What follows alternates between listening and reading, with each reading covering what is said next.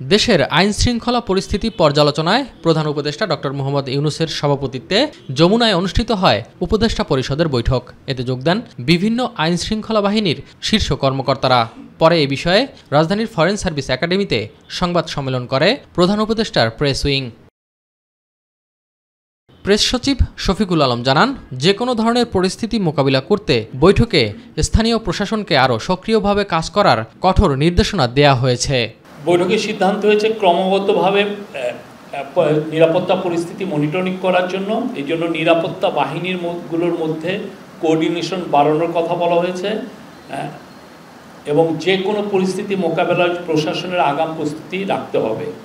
এর পাশাপাশি ডাকসু নির্বাচন যাতে শান্তিপূর্ণ ও উৎসবমুখর পরিবেশে হয় সেই জন্য বিশ্ববিদ্যালয়ের প্রশাসনকে সর্বাত্মক সহযোগিতা প্রদানের নির্দেশ দিয়েছেন প্রধান উপদেষ্টা। এক প্রশ্নের জবাবে তিনি জানান, ফেব্রুয়ারিতেই অনুষ্ঠিত হবে জাতীয় সংসদ নির্বাচন, আর পৃথিবীর কোনো শক্তিই তা ঠেকাতে পারবে না। আজকের মিটিংয়েও বলা হয়েছে যে নির্বাচন যে করেই হোক ফেব্রুয়ারির প্রথমার্ধের মধ্যে নির্বাচন হবে। পৃথিবীর কোনো শক্তি নাই এই নির্বাচনকে ঠেকাতে পারে।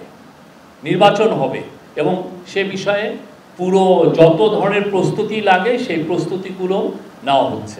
ঝটিকা মিছিল ও বেআইনি সমাবেশের বিষয়ে কঠোর আইনি ব্যবস্থার কথাও জানান প্রেস সচিব।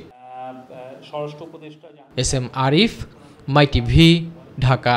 বিদ্যুৎ, জ্বালানি ও খনিজ